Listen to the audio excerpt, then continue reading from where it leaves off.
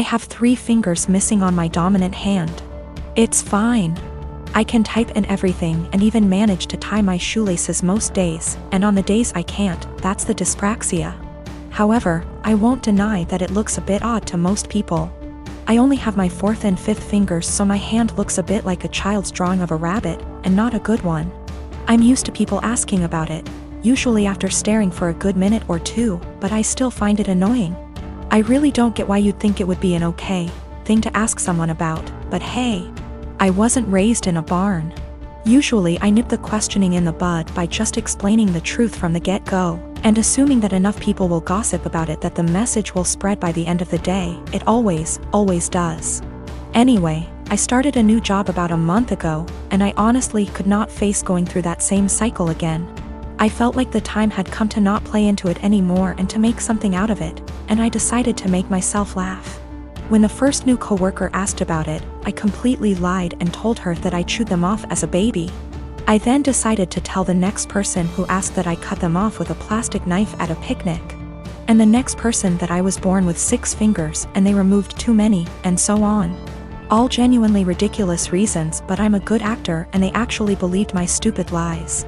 I didn't expect them to, a plastic knife, through bone, but there you go. Maybe they just thought there's no way I'd lie about how I lost my fingers. Within about 3 days, I learned that my coworkers had been arguing about the actual reason, and it seems like a lot of them now actively dislike me for lying to them. I'm probably going to have to make some cupcakes over the weekend with my super cool 3D printed adaptive whisk to get back into their good books. Anyway, I told this story to my brother today, and he told me that I was an asshole because I caused tension within the office on my first day and made people feel stupid for being gullible and believing my lies. My argument is that I'm not the asshole because they were asking a rude, albeit common, question, and because I didn't do it with the intention of deceiving them. I was just honestly fed up of the question and didn't think they'd think I actually severed 3 fingers with dental floss when I was 3. I'll accept my judgment, though. Not cool to ask people why they lost limbs or digits just because you want to sate your morbid curiosity. A few reminders for people: I'm not a male. Don't know why everyone assumed that. Don't ask people about something that could be traumatic, especially when you don't actually know them. Me and Diomara, she is 12 years old, have had a rough summer. She's been more defiant than usual. I've been dating her mom Mara for 2 years now. 9 months ago, they moved in with me, Maple. Both Dio and Mara have an on-again / off-again relationship with Dio's dad, Dionysus. He's pretty much never paid child support, comes and goes as he pleases into Dio's life. Typical shitty-ass part-time dad. I've tried to fill the dad role in her life, while still understanding boundaries, taking things slow, etc. This summer Dionysus decides he wants to be a real dad and takes Dio in for a month. Good for him, not my business, and Mara agrees. When Dio came back home because school started, she was a lot different. Really mean to me, very dismissive. A few days ago she got caught shoplifting at the mall. Security took her in, then called Mara, who didn't answer, then called Dionysus, who didn't answer, and finally me. I answered. They told me I had to pick her up or she'll be handed over to juvenile. I didn't say anything to her while I picked her up. I apologized to security, apologized to the store. I even tipped the security guards plus the store employees because it's up, they had to deal with that. I assured them Dio would be punished appropriately. I'm speaking to her in a strong, affirmative voice while we're in the car. Not yelling, but in a fatherly tone, I suppose. I'm telling her how up it is to steal, and how I don't. With thieves, and how I absolutely don't voluntarily. With any kind of police, so I don't appreciate any of this, nor will I accept it in my house. She snaps back that I'm not her dad, so don't ever tell her what to do. From now on, if I want to tell her something, I need to clear it with her real father first. That killed my soul. For the past year or so, I've treated her as my own daughter. I've paid for their housing, I've paid for her mom's car, her schooling, her food, everything. Her bio dad dropped $100 check off one time in the past year.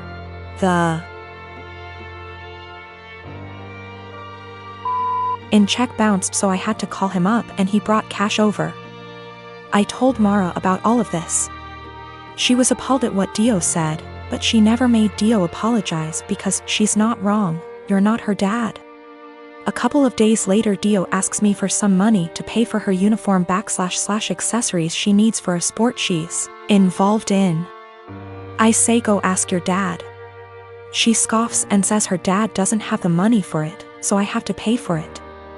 I tell her, I'm not her dad, so don't ever tell me what I have to pay for. She cried to Mara, who tells me I'm not being an adult about the situation. Mind you, I never received an apology or a thanks for our entire previous situation.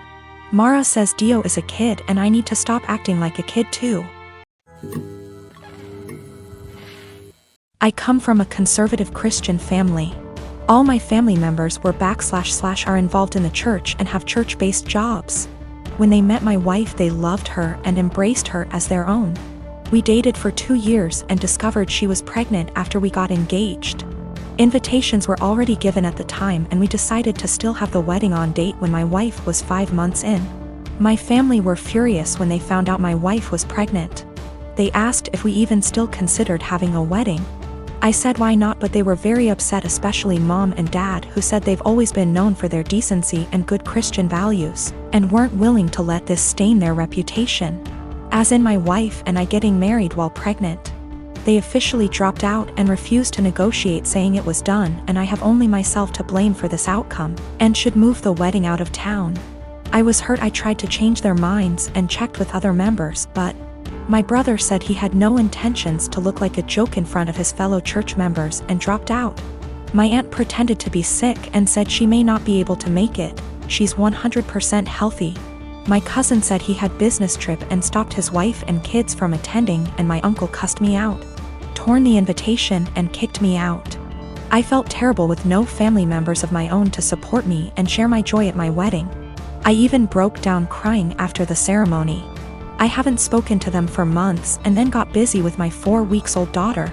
My cousin reached out to hand me gifts and well wishes for the birth of my daughter sent from my family. I returned everything. He sat with me on behalf of the family, saying I shouldn't have returned gifts that were from my family who want to see and hopefully be involved in my daughter's life. He said Mom's longing to meet her grandbaby and everyone else is wanting to visit soon to celebrate my daughter's life. I asked him this question. I said, wasn't my daughter the reason why the entire lot of them abandoned my wedding? He just stared grudgingly as I went on about how they treated my daughter as something to be ashamed of and hide. My daughter at some point will ask about the wedding and I have no intentions on lying to her. He replied saying he guaranteed I got it all wrong and no matter what goes down between us I can never deny that my daughter is their granddaughter, / niece / etc. and they're her family. He asked that I arrange for them to visit, but I refused. He kept pressing the idea, but I shut him down. My wife says I should let them come, but I still refused. I have a home daycare. I like to think I'm pretty lenient, but I do have one big rule: don't make me the bad guy. I understand we might have different rules, but don't make your child resent me by not backing me up. Anyway, another rule is I don't allow outside toys or electronics. Kids can bring us stuffed animals for nap if they're sleeping on rest mats, but I don't want to be responsible if something gets broken. Years ago, I used to let kids bring whatever. Then a cheap McDonald's toy broke by accident, kid was upset and mom got mad at me. So now it's a hard rule. Most are okay with it. But I have a new kid, whose mom wanted him to bring his tablet because he needs it. I said sorry, but no. I'm not going to be responsible for it. We went back and forth, but finally she just says fine. But every morning, he's crying because she took his tablet from him in the car. She always gives me this look and says, Miss Lucy says no tablet. I always try to say we have plenty of toys, but the kid spends the whole morning sulking. I've talked to mom, asked her to leave it at home and not even put it in the car, but she says he needs it. It's been a month and yesterday was the straw that broke the camel's back. Kid came in crying as usual. I tried my usual redirection, which didn't work. Mom was giving me a look of, see what you did? Then she had the nerve to say to him, I know you need your tablet, we've talked about this before, Miss Lucy is strict. That pissed me off. I ended up telling her to take him home right then and there.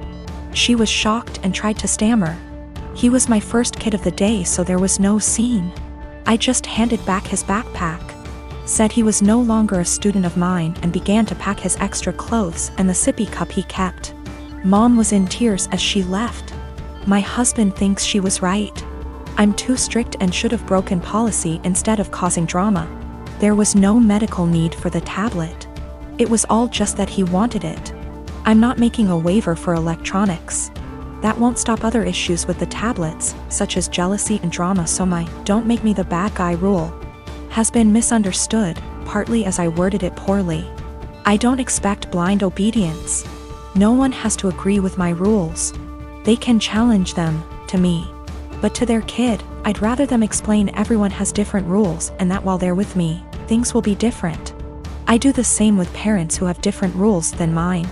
I never say they're wrong or strict, I say that we have different rules at school and to listen to mom and dad. This is also a policy for pacifiers, bottles, and potty training. I'll approach any of these milestones when you ask, but you have to be working on it at home too. The kid won't progress if they only go pee on the potty at home. And the child was not autistic or non-verbal. If he was, an exception would be made. I returned her money for the last few days of January and texted an apology for terminating without notice, and said I hope she was able to find care. She said she left him at her mom's. She also asked if there was any way I'd reconsider, and I said no. We had a long phone call and no minds were changed, but it was the ending we should have had.